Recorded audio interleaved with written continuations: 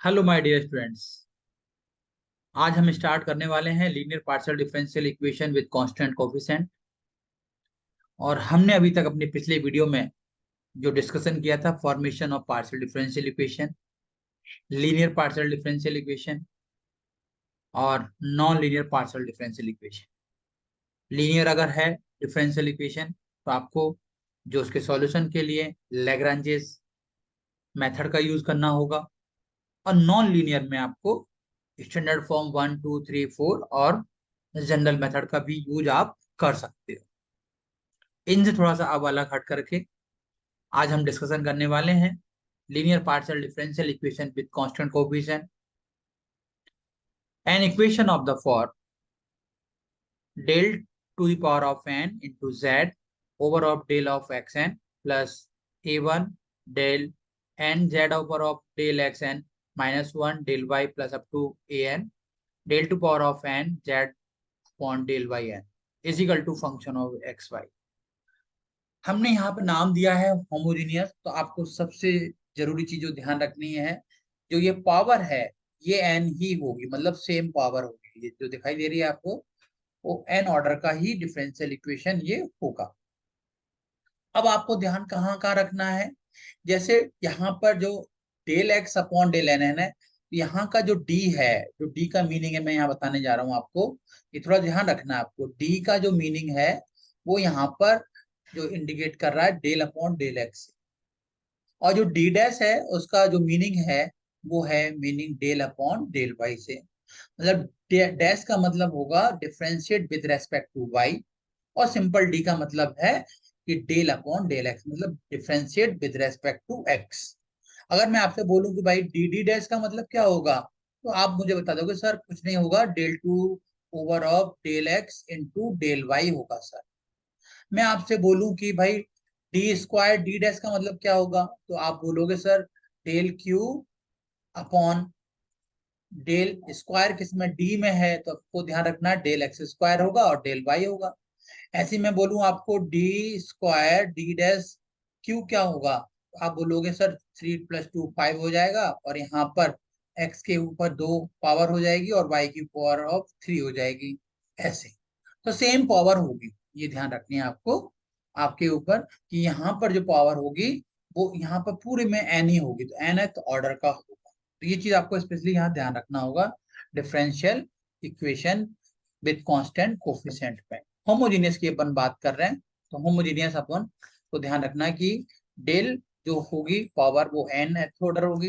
N roots हमें मिलेंगे बाद में आगे जाकर के, वो चीजें अपने, इसलिए मैंने समझाया कि आप एक एक चीज ना, क्योंकि अपने एग्जाम में सारी चीजें क्लियर होनी चाहिए। इसमें ऐसा नहीं कि आप कोई कुछ कंफ्यूज क्रिएट करो, नो। तो यहाँ पर मैं बात कर रहा हूँ आपको वेयर ये जो वर्ड दिखाई दे रहे हैं A1 A2 नेक्स्ट A2 होगा, A3 अप टू AN होगा, ये सारी चीजें क्या है, कांस्टेंट कोफिशिएंट तो हैं, तभी तो इसका नाम linear differential equation with constant coefficient partial differential, which is called homogeneous linear partial differential equation of nth order with constant coefficient. It is called homogeneous because all terms containing derivative of the same order, ये चीज मैंने आपसे बताई थी। तो जैसे मैंने अभी डी का मीनिंग आपको बताया कि भाई d is equal to del upon del x लिखना है, और डी डैश का मतलब है डेल अपॉन डेल वाई। तो ये पूरी equation F of D comma D dash के फॉर्मेट में लिख जाएगा। एग्जाम में दोनों तरीके से क्वेश्चन आते हैं, या डी डी डैश में आएगा या डेल के अकॉर्डिंग आएगा, तो आप दोनों तरह तैयार रहिए। अब बात कर रहे हैं इसका भाई सॉल्यूशन क्या क्या पॉसिबल है। इसके solution z is equal to complementary function plus particular integral, मतलब दो चीज आपको निकालना है इसमें। एक निकालना है कॉम्प्लीमेंट्री फंक्शन और एक निकालना है पर्टिकुलर इंटीग्रल। जो कॉम्प्लीमेंट्री फंक्शन है वो आपका डिपेंड करेगा लेफ्ट हैंड साइड, मतलब फंक्शन ऑफ टी और डी डैश पर, और जो पर्टिकुलर इंटीग्रल है वो आपका right hand side function of x y पर डिपेंड करेगा। तो दोनों के लिए अलग अलग रूल है। कॉम्प्लीमेंट्री फंक्शन के लिए रूल है, जो रूट्स का नेचर होगा वो कॉम्प्लीमेंट्री फंक्शन डिसाइड करेगा। जो फंक्शन ऑफ एक्स वाई है वो डिपेंड करेगा पर्टिकुलर इंटीग्रल पर। तो here complementary function which is the complete solution of function of d d dash is equal to 0। तो मतलब जो राइट हैंड साइड अगर 0 है तो कॉम्प्लीमेंट्री फंक्शन ही आपका सॉल्यूशन कहलाता है। It must contain nth arbitrary function of n where n is the order of the differential equation। अपने फर्स्ट यूनिट में जो डिफरेंशियल इक्वेशन का CFPI पढ़ा था, वहां पर हम लोग C1 और C2 यूज करते थे, वो आर्बिट्री कांस्टेंट कहलाते थे। यहाँ पर हम आर्बिट्री फंक्शन यूज करेंगे जिसका नाम हम लोग देंगे आगे चल करके phi1 और phi2। जैसा कि मैंने अभी डिस्कशन किया था कि भाई particular integral right hand side पर डिपेंड करेगा, तो विच is the particular solution free from arbitrary constant. तो जो भी पर्टिकुलर इंटीग्रल होंगे उसमें कोई भी आर्बिट्री कांस्टेंट नहीं आएंगे। ठीक है, अब हम बात करते हैं कि भाई कॉम्प्लीमेंट्री फंक्शन को निकालने के लिए आपके पास क्या क्या रूल हैं। तो मैं बात कर रहा हूं rules for finding complementary function. We have function of d d dash is equal to function of x y. तो जो भी मैंने आपको बताया था कि जो d वाला पार्ट था, मैंने फंक्शन ऑफ d डैश के फॉर्मेट में लिख लिया। तो जब भी याद करें कि हमें कॉम्प्लीमेंट्री फंक्शन आपको निकालना है, तो जो d वाला पार्ट है आपका, उसको आपको इक्वेट टू 0 करना होगा। तो consider f of d dash is equal to 0, that is, और f ऑफ d डैश क्या है, d to the power of n, nth order का है differential equation, d to the power of n plus a1 dn minus 1 into d dash plus a2 dn minus 2 d dash square plus an is equal to 0। ये पूरी function of d की value है जो in terms of d आएगी। Auxiliary equation, ये थोड़ा सा आपको यहाँ पर ध्यान रखना होगा कि ऑक्सिलरी इक्वेशन हम लोग कैसे निकालते हैं। हमने वहां पर CFPI जब हमने निकाला था तो आपको याद होगा वहां सिंपल इक्वेशन थी, simple D square plus 2d plus, वहां डी डैश नहीं था, कहीं पर नहीं था, इजिकल टू 0, तो डी की जगह हम लोग एम रखते थे। अब यहाँ पे भाई डी डैश और बढ़ गया है, पार्शियल डिफरेंशियल इक्वेशन है ना, डी डैश और बढ़ गया है, तो यहाँ पर हमें क्या करना होगा, यहाँ पर हमें जो डी डैश है उसकी वैल्यू को 1 रखना होगा। काम सब वही है जो वहां पर था फर्स्ट यूनिट में, पार्शियल ऑर्डिनरी डिफरेंशियल इक्वेशन जो CFPI हमने निकाले थे विद कांस्टेंट कोएफिशिएंट, उसी तरह ही प्रोसेस चलेगा, लेकिन थोड़े चेंजेस आते जाएंगे। तो डी की वैल्यू हमें m पुट करनी है और d डैश के रिप्लेस में हमें 1 पुट करना है। उससे हमें क्या होगा, ऑक्सिलरी इक्वेशन मिल जाएगी। कैसे मिलेगी भाई, m की power of n plus a1 m की power of n minus 1, d dash की वैल्यू तो 1 है, plus a2 m n minus 2 plus up to an is equal to 0। अब भाई nth ऑर्डर की इक्वेशन है, तो कितने रूट्स होंगे m के, n रूट्स होंगे, आप उनको निकाल सकते हो। तो पूरा जो अपना कॉम्प्लीमेंट्री फंक्शन है वो रूट्स, नेचर ऑफ रूट्स पर डिपेंड करेगा कि भाई उसके जो नेचर है, मतलब रूट्स कैसे होंगे। कहने का मीनिंग है कि जो m के रूट्स होंगे वो किस टाइप के होंगे। भाई रूट रूट तो बहुत सारे पॉसिबल हैं। जैसे मान लो m की जो वैल्यू आएगी 1,2,3 है, तो ये रूट्स कैसे हैं आपके, ये डिफरेंट है। तो बट जब डिफरेंट m के रूट्स आएंगे तो भाई CF बदल जाएगा। जैसे मान लो m की वैल्यू 1,1,2 आया, तो भाई 1,1 तो रिपीटेड है और 2 आपका डिफरेंट है। तो भाई 1,1 के जब रिपीटेड रूट होंगे तो उसके लिए भाई आपका CF बदल जाएगा। अब मान लो m की वैल्यू 1 प्लस माइनस आई आई, मतलब कॉम्प्लेक्स टाइप की आई, तो आपके रूट चेंज हो जाएंगे, तो ये कॉम्प्लेक्स कहलाते हैं, है ना। ये रिपीटेड वाले में आ जाएगा, ये डिफरेंट वाले में आ जाएगा। तो ऐसे इस टाइप से जैसे जैसे रूट आएंगे वैसे वैसे आपकी इक्वेशन जो हैं, जो CF निकालने का मेथड है, वो सब चेंज हो जाएगा।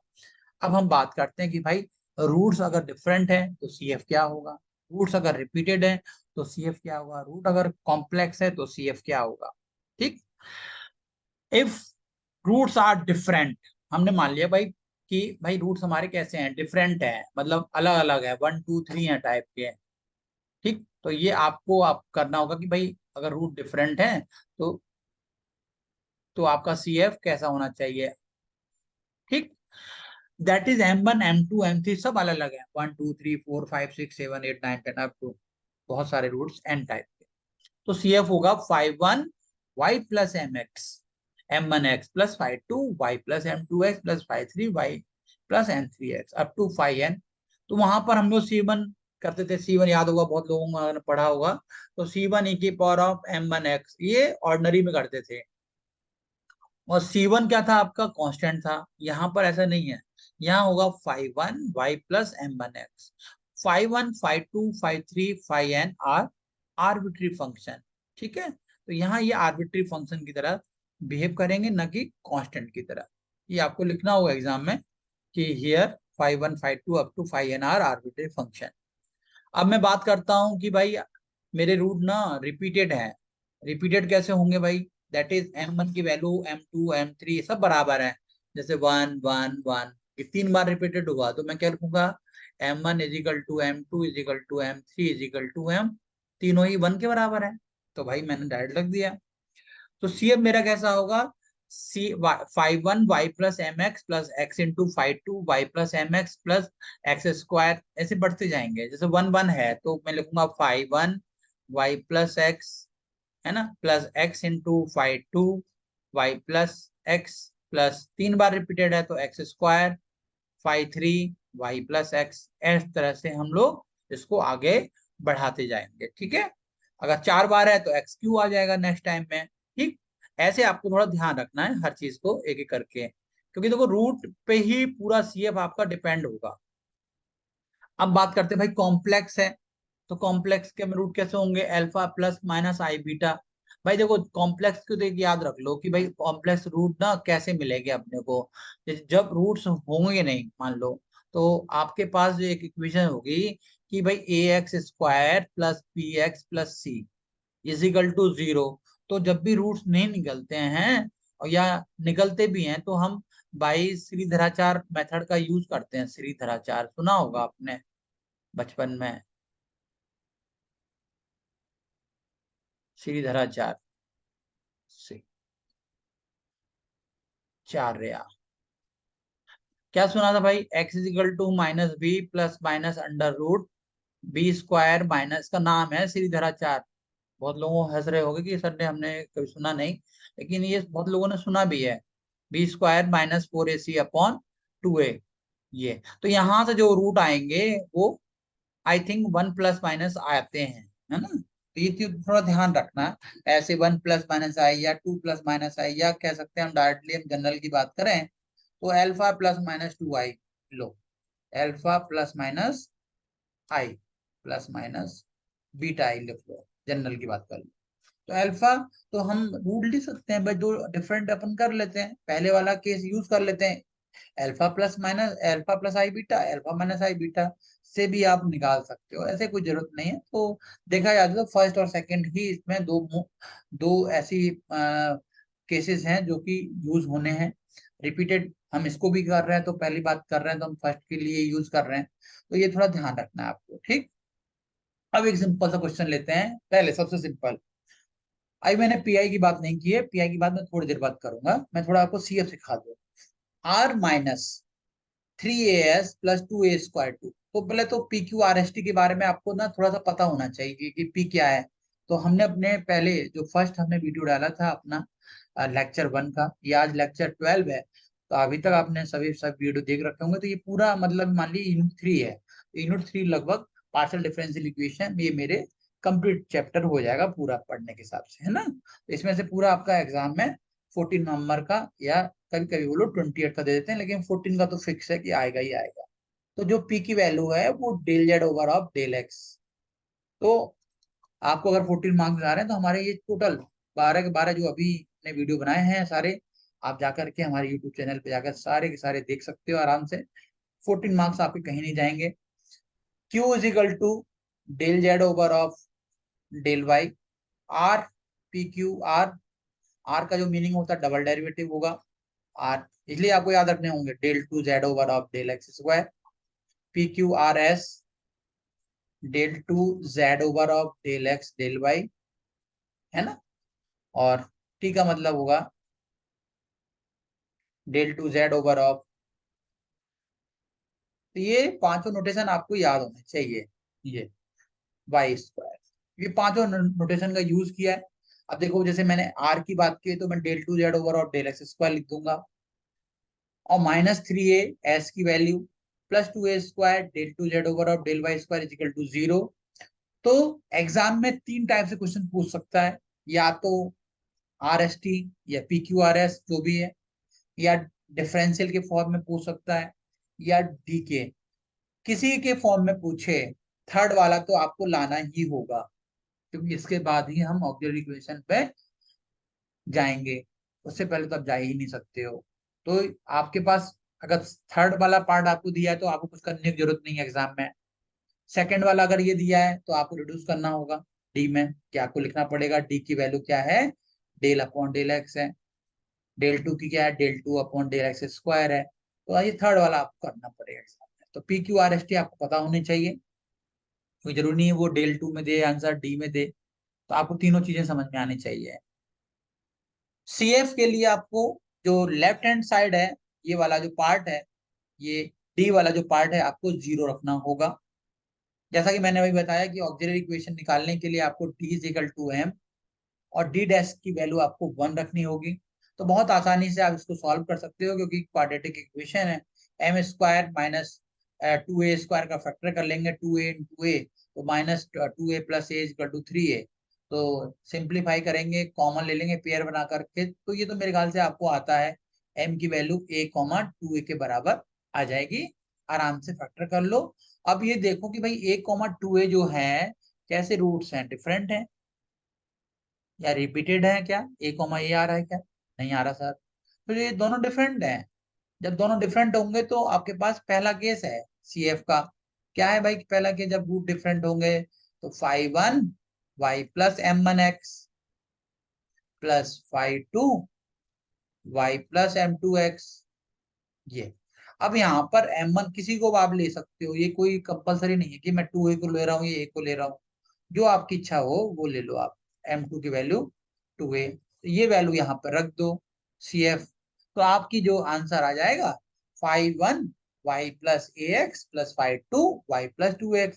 अच्छा, राइट हैंड साइड जीरो है भाई, जब भी राइट हैंड साइड जीरो होगा तो पी की वैल्यू ना हमेशा जीरो होगी, मतलब उसका जो CF होगा वही उसका सॉल्यूशन भी होता है, जब भी राइट हैंड साइड जीरो हो तो।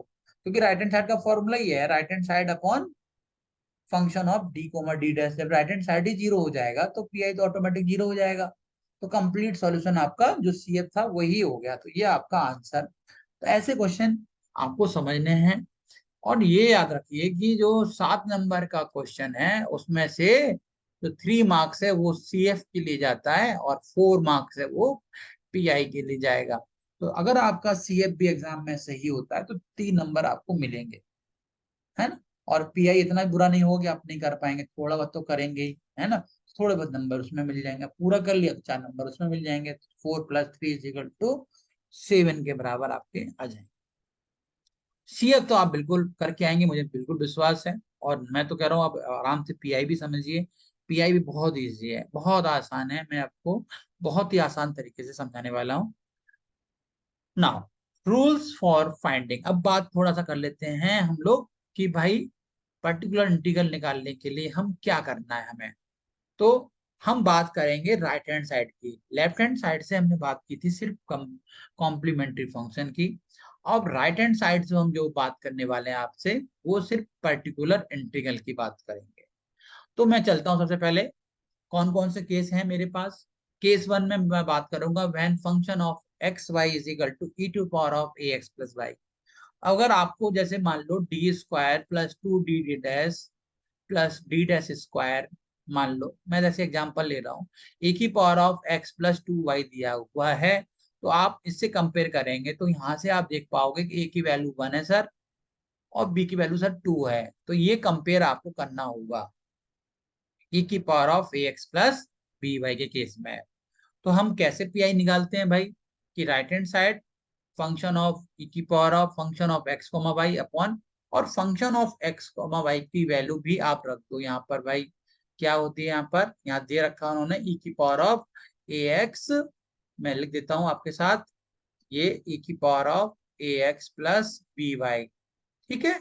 तो इस वाले केस में आपको क्या करना है कि जो वैल्यू है किसकी, a की, वो हम इसमें पुट कर देंगे। तो किस में पुट करेंगे, डी में। जैसे मान लो यहाँ पर डी की वैल्यू कितनी है, d² है, तो यहाँ रख देंगे 1 का स्क्वायर नीचे, तो यहाँ पर रखेंगे ई की पावर ऑफ, जैसे मैं ये क्वेश्चन जो आपको दिखा रहा हूं मैं इसकी ही बात कर लूं तो डी की वैल्यू आप 1 का स्क्वायर रखेंगे plus 2d dash, D dash मतलब की जगह बी है, डी डैश की वैल्यू ए रखनी है, डैश की वैल्यू बी रखनी है, तो 2 × 1 × 2 हो गया प्लस, और यहाँ पर क्या है डी डैश का स्क्वायर मतलब 2 का स्क्वायर, तो ये आपका आंसर आ गया। देखो एक लाइन में आंसर आ गया, ये 1 + 4 + 4, तो ई की पावर ऑफ x + 2y। तो जैसे बहुत इजी टाइप का आपको लग रहा होगा सर, तो बहुत आसान है। तो पहला केस में कुछ नहीं करना भाई, ई की पावर ऑफ ax + by में आपको डी की जगह ए पुट करना है और डैश की जगह बी पुट करना है। लेकिन थोड़ा ध्यान रखना चाहिए कि फंक्शन ऑफ a, b जो डिनोमीटर है वो 0 नहीं आना चाहिए। अब आपके दिमाग में आ रहा होगा सर अगर 0 आ गया तो हम क्या करेंगे? भाई कुछ नहीं करना है आपको, 0 आया है ना, कोई बड़ी प्रॉब्लम तो आई नहीं, तो 0 आया है तो हम उसको सॉल्व करेंगे। क्या सॉल्व करें उसकी ट्रिक है, ध्यान रखना, मेथड भी कह सकते हैं उसको, कि if function of a, b = 0 then case fail, then multiply by x in numerator and differentiate with respect to d in denominator. तो आपको ध्यान रखना है जब भी केस फेल हो x का मल्टीप्लाई ऊपर कर देंगे, मैं भी क्वेश्चन लूंगा आपको समझाने के लिए, और नीचे डिफरेंशिएट कर देना विद रेस्पेक्ट टू d, बस। अब आपके दिमाग में क्वेश्चन फिर अराइज हो रहा होगा कि सर अगर फिर 0 हो गया तो, अरे तो फिर क्या होगा? फिर x का मल्टीप्लाई करेंगे और फिर डिफरेंशिएट करेंगे। तो कब तक करना है? जब तक हमारा आंसर ना आ जाए। हो सकता है कि एक क्वेश्चन में 3 3 बार आपको मल्टीप्लाई करना पड़े, फेल हो जाए क्वेश्चन। मैंने क्वेश्चन दिया है, जरूरी नहीं है कि एक बार में आंसर आ जाए, बार बार फेल हो रहा है सर तो बार बार हम मल्टीप्लाई करेंगे, बार बार डिफरेंशिएट करेंगे with respect to d in denominator में, जब तक करना जब तक आपके पास आंसर ना आ जाए। और ये सिर्फ प्रॉब्लम दो जगह क्रिएट होगी, एक साइन और कॉस वाले में, और एक होगी आपकी ई की पावर ऑफ ax + by, और कहीं नहीं होने वाली। क्लियर? केस 2 की बात करें, जैसे अभी साइन कॉस की मैंने डिस्कशन किया था। केस 2 है आपका function of xy = sine of ax + by। आज मैंने इसलिए पहले लिख रखा क्योंकि आपको बहुत सारी चीजें समझानी है मेरे को, मैथमेटिक्स 2 का पेपर बहुत अच्छा जाए, इसीलिए सारी चीजें एक एक चीज करके क्लियर करता जा रहा हूँ। तो राइट हैंड साइड में जैसे फंक्शन ऑफ एक्स वाई मैं यहाँ लिख दे रहा हूँ, मैं चेंज कर रहा हूँ इसे जानबूझ करके, ये फंक्शन ऑफ एक्स वाई की जो वैल्यू है साइन और कॉस में कोई एक ही होगी। ठीक, क्या होगी? मैंने कोई एक ले लो, आप साइन ले लो या कॉस ले लो, दोनों के लिए एक ही रूल है। तो साइन और कॉस के केस में आपको क्या करना है कि जो डी स्क्वायर है, डी की बात नहीं कर रहा मैं कर रहा हूं बात डी स्क्वायर की। तो जो डी स्क्वायर है उसकी जगह आपको माइनस का ए स्क्वायर, ये काम हमने ऑर्डिनरी में भी किया था, d² = -a²। कंपेरिजन इसलिए कर रहा हूँ ताकि आपको याद आ जाए वो भी चीजें, क्योंकि आपको पेपर अच्छा करना है। तो d² की जगह -a² वहां भी किया था, वहां यहाँ पर नई चीज क्या आ रही है, डी डैश भी आएगा, उसकी जगह लिखना है आपको -(ab), और जो डी डैश स्क्वायर है ना, उसकी जगह लिखना है आपको -(b²). तो ये चीज आपको थोड़ा सा ध्यान रखनी है।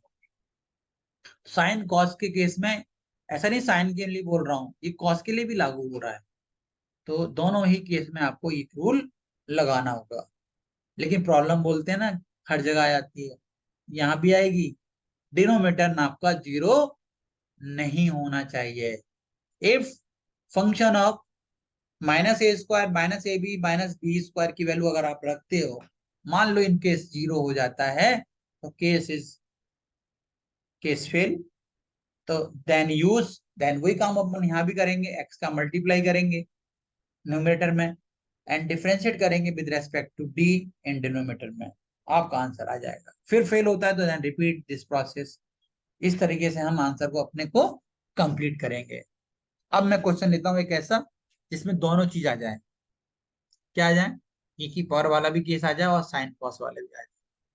सबसे पहले मैं क्वेश्चन बताता हूँ आपको, dq -7d(d²-6d'(q)। तो आपको यहाँ दिखाई दे रहा है कि बट d'(q -7d²), ये d में ऑलरेडी दे रखा है तो हमें कन्वर्ट करने की जरूरत नहीं है। राइट हैंड साइड में दोनों चीजें दे रखी हैं, e की power of 3x + y + sin x + 2y। तो जैसा आपको पता है कि भाई साइन जो कॉम्प्लीमेंट्री फंक्शन निकालते हैं उसके लिए हमें जो राइट हैंड साइड का पार्ट है डी वाला पोर्शन, आपको इसको 0 रखना होगा। ऑक्सिलरी इक्वेशन निकालने के लिए आपको डी की वैल्यू m पुट करनी है और डी डैश की वैल्यू 1 पुट करनी है। क्लियर? तो here m cube minus 7m minus 6 is equal to 0। D dash की वैल्यू m पुट की और डैश। तो ये क्यूबिक इक्वेशन है। बहुत लोगों को इसको सॉल्व करना शायद ना आता हो। m cube minus 7m minus 6 को मैं सॉल्व करके बता देता हूँ। m cube minus 7m minus 6 को मैं सॉल्व कर देता हूँ तुम्हारे सामने। सबसे पहले hit and trial method use करते हैं। m की वैल्यू 1 से स्टार्ट करते हैं। 1 -1 2 -2 3 -3 से 0। जैसे मैंने m की वैल्यू 1 से स्टार्ट की तो 1 - 7 -6, क्या ये 0 हो रहा है? 7 - 6 -7 -13 -13 नॉट इक्वल टू 0 हो रहा है।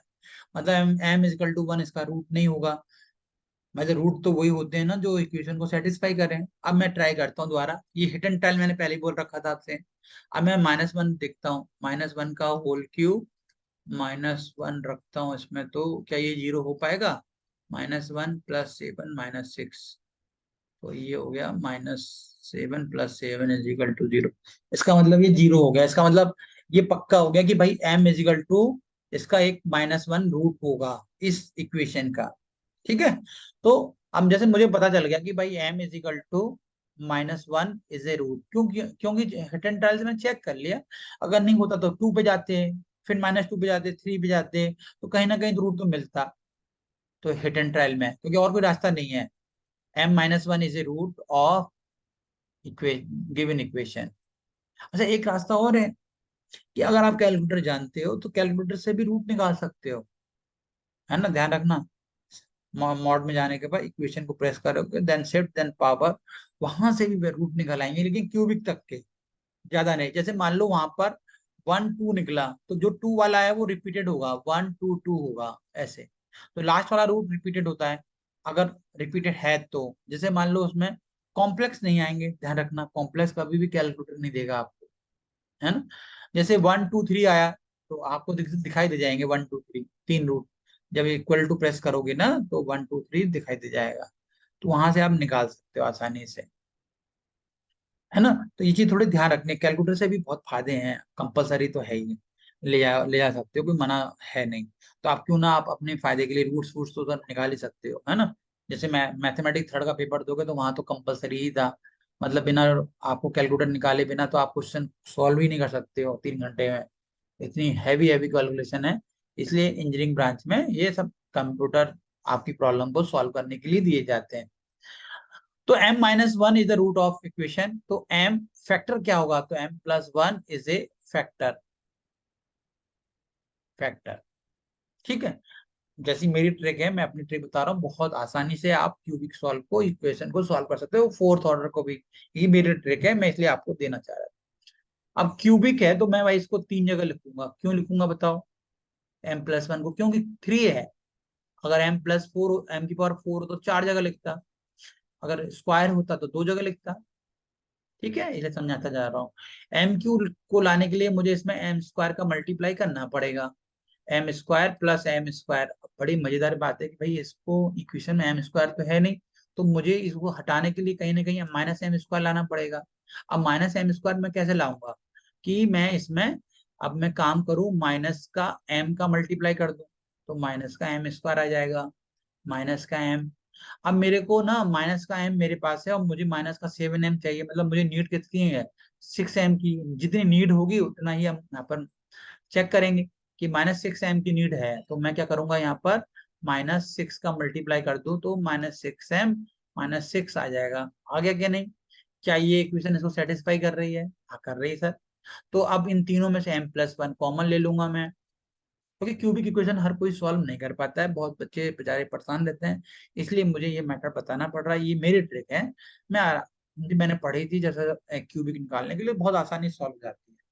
बाकी तो आपके पास कैलकुलेटर है ही। तो m+1 तीनों में से कॉमन ले लूंगा, तीनों में से। ठीक है, बचा क्या मेरे पास? m² -m -6। अब भाई ये तो क्वाड्रेटिक हो गई सर। आप तो बोलोगे सर तो हम कर लेंगे, बिल्कुल कर लोगे, क्वाड्रेटिक तो सबसे आसान होता है। तो 6 के फैक्टर करेंगे, 3 × 2, 3 × 2 का सब्ट्रैक्ट या एडिशन इसके बराबर आ जाए मिडिल के, तो मैं लिख दूंगा 3 - 2, चलेगा। 3 - 2 का 1 हो जाएगा, 1 चाहिए मुझे, -6m, ये -6 = 0। तो अब इसको थोड़ा सिंप्लीफाई कर लेता हूँ, m+1 m² -3m+2m। ये तो मैंने बहुत बेसिक चीज तुम्हें समझा दी ताकि आपको ना कभी दिक्कत नहीं आएगी रूट्स फ्रूट्स निकालने में। मैं तो बहुत बच्चों को ना दिक्कतें आती हैं। m कॉमन ले लो आप इसमें से, m m-3 +2 कॉमन ले लीजिए, पेयर बना लीजिए, पेयर बनता बोलते हैं इसको, पेयर बना करके कॉमन लेना। तो 2 कॉमन ले लेंगे तो m-3 आ जाएगा। तो अब आपके पास जो फैक्टर हुए m+1 m+2 और m-3, ये 3 हो गए। तो आप यहाँ देख सकते हो कि m की जो वैल्यू आएगी -1 -2 और 3। तो तीनों ही रूट आपके डिफरेंट, इस तरीके से आप रूट को निकाल सकते हो, ठीक है। तो यहाँ पर जो रूट्स आ गए आपके पास, तीनों डिफरेंट हो गए, ठीक। ये देखो, -1 -2 और 3, जो मैंने आपको समझाया इसलिए समझाया ताकि आपको अच्छी तरह समझ में आ जाए। तो 5 1 तीनों रूट डिफरेंट है, तो पहला केस लगेगा 5 1 y-x + 5 2 y+3x + 5 3 y-2x। अब पीआई पे चलते हैं। पीआई दो केस है भाई, एक तो e⁻⁴ वाला है, दूसरा है sin ax+by वाला। तो डिनोमिनेटर में तो right hand side upon D वाला पार्ट है ना, right hand side upon function of D वाला रूल लगता है ना, d, d'। ऐसे आप पीआई निकालते हैं। तो पीआई अपने राइट हैंड साइड वाला पूरा लिख लिया, डी वाला लिख दिया। अब मैं क्या कर रहा हूँ, इसको अलग कर रहा हूँ, ये अपॉन ये और ये अपॉन ये, क्योंकि ऊपर एक दो टर्म है ना, नीचे तीन है, दो है, एक है सिंगल है, ऊपर डबल है। तो दोनों को आपस में इससे ये डिवाइड कर दो, इससे ये डिवाइड कर दो, दोनों को अलग अलग कर दिया मैंने ये। अब आपके ऊपर समझदारी है कि आप कॉपी में एक साथ लिखना चाहते हो क्या, बहुत भर जाएगी कॉपी आपकी, हौच पौच दिखाई देगी। तो हमने दो पार्ट में ब्रेक कर दिया, एक को नाम दे दिया PI1, एक का नाम दे दिया PI2। अब PI1 की तरफ हम चलते हैं सबसे पहले, कि भाई ये पहला केस है, यहाँ पर d मुझे याद है कि भाई मुझे ना डी की जगह क्या रखना है, ए रखते हैं। तो ऐसे ध्यान ऐसे करना होगा कि डी की जगह ए रखते हैं यार, और d' की जगह बी रखते हैं। अगर केस फेल हो जाए तो एक्स का मल्टीप्लाई करते हैं, और जितनी बार करेंगे तब तक आंसर ना आ जाए। तो ये आपको वहां सोचना होगा, जैसे मैंने आपके सामने सोचा। तो e⁻3x+y/d³ -7d'² -6d'³। e⁻3x+y/, तो ये मैंने डी की वैल्यू 3 और डैश की वैल्यू 1, ये कैसे आएगी मेरे पास, डी की वैल्यू ए। जब अब हम कंपेयर करेंगे e⁻(ax+by) से, तो यहाँ पर ए की वैल्यू 3 है और बी की वैल्यू 1 है, तो मैंने ये ए और बी की वैल्यू उठा ली। तो यहाँ पर ये सारी वैल्यू हमें रखनी है। अब यहाँ पर जैसे मैंने वैल्यू रखी कि 3 का क्यू 27 और 7 × 3 -21, जब हम ऐड कर रहे हैं इसको, तो 27 - 27 विल बी 0, मतलब केस फेल हो गया। तो वो लोग एग्जाम में ऐसे ही क्वेश्चन देंगे जो आप जहाँ फंस जाओगे। आपको यहाँ आंसर लिख के चले जाओ सर आंसर, बाहर आके दोस्ती से बोलोगे यार मैंने पूरा छाप दिया। भाई छापना थोड़ी है, सही आंसर लेके आना है। दोस्तों यारी में थोड़ी अपनी सेकी थोड़ी माननी है कि भाई मैं तो छाप के आ गया। वो तो नंबर बताएंगे, फिर नंबर कम आ गए तो फिर आफत, किसे 6 नंबर दिए, 5 नंबर दिए। तो आपको सही करके आना है क्वेश्चन एग्जाम में। केस फेल, ये मोस्टली होती है प्रॉब्लम, इसलिए मैंने तुम्हारे शेयर की है। तो केस फेल वाले केसों में क्या करना है आपको, एक्स का मल्टीप्लाई न्यूमरेटर में करना है और नीचे डिफ्रेंशिएट करना है विद रेस्पेक्ट टू डी।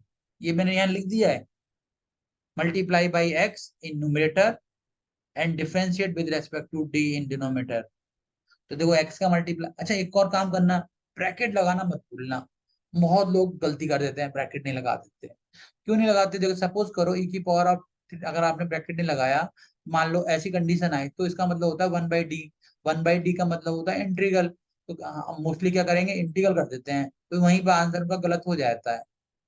गलत, गलत, रॉन्ग। जबकि एक्स का कोई मतलब नहीं है, एक्स तो बिल्कुल बाहर रहना है, वो तो मेथड में है। तो यहाँ पर ध्यान रखना, ये गलती नहीं करनी है। तो एक्स का मल्टीप्लाई आपने किया और नीचे आपने डिफरेंशिएट कर दिया किसको, विद रेस्पेक्ट टू डी को।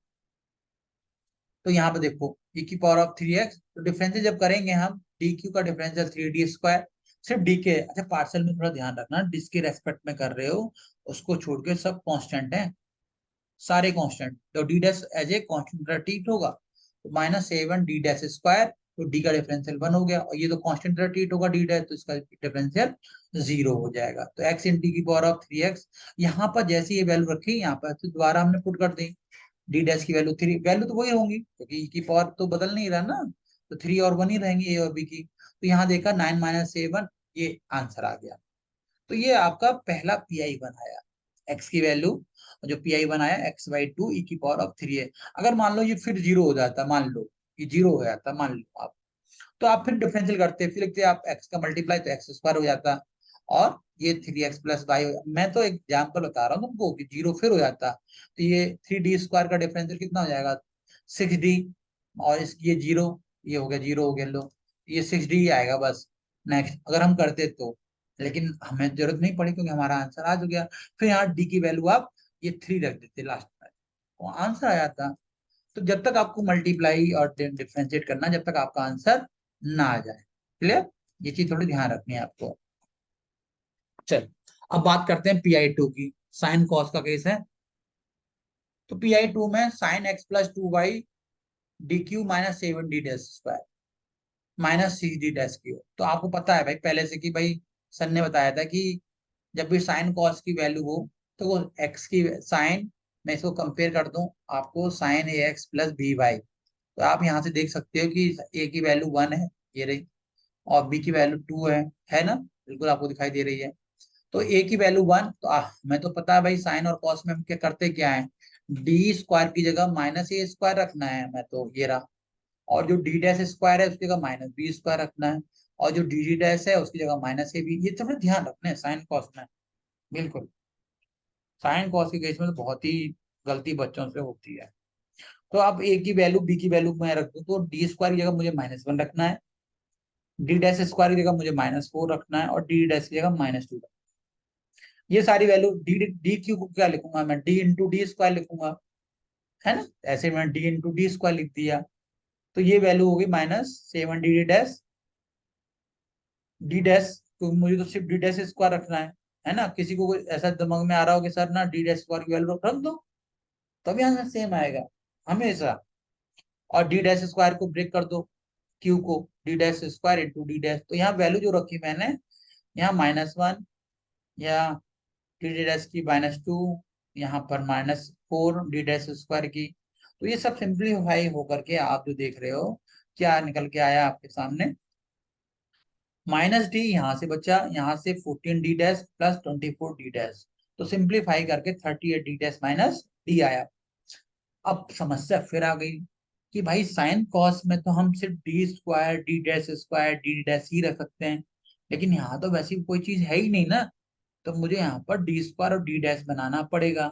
अब क्या करूंगा मैं इसमें, साइन कॉस के केस में हमेशा ये प्रॉब्लम आती है। तो हमें क्या करना होगा कि हमें जो नीचे वाला है उसको, उसका कॉन्जुगेट ऊपर मल्टीप्लाई करते हैं, तो 38d' माइनस डी का हो जाएगा 38d' प्लस डी, ऊपर नीचे इसका रेशनलाइज कर देंगे, 38d' प्लस डी का ऊपर मल्टीप्लाई, और 38d' प्लस डी का मल्टीप्लाई, हम ऊपर नीचे करके उसको फिर दोबारा स्क्वायर में कन्वर्ट कर लेंगे। ये सब हम लोगों ने मैथ जब यूनिट 1 अपन ने पढ़ी थी तब उसमें सारी चीजें की थी, वही काम हम लोग यहाँ भी करते हैं। क्लियर, तो ये चीज थोड़ा ध्यान रखनी है आपको।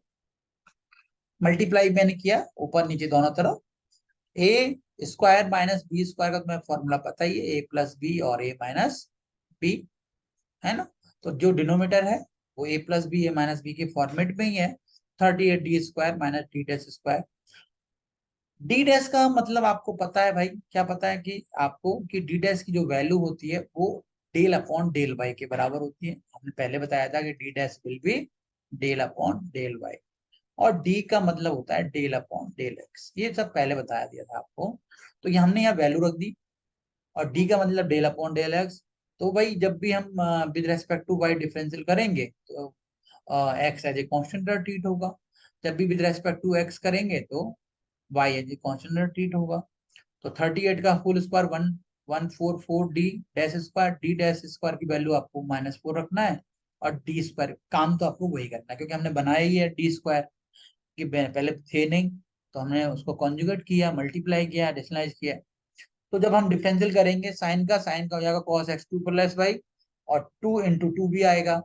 cos x प्लस 2/x का डिफरेंशियल 1 हो जाएगा, तो 144 वैल्यू पुट करके आपके पास 38 × 2 76 cos x plus 2y plus cos x plus 2y।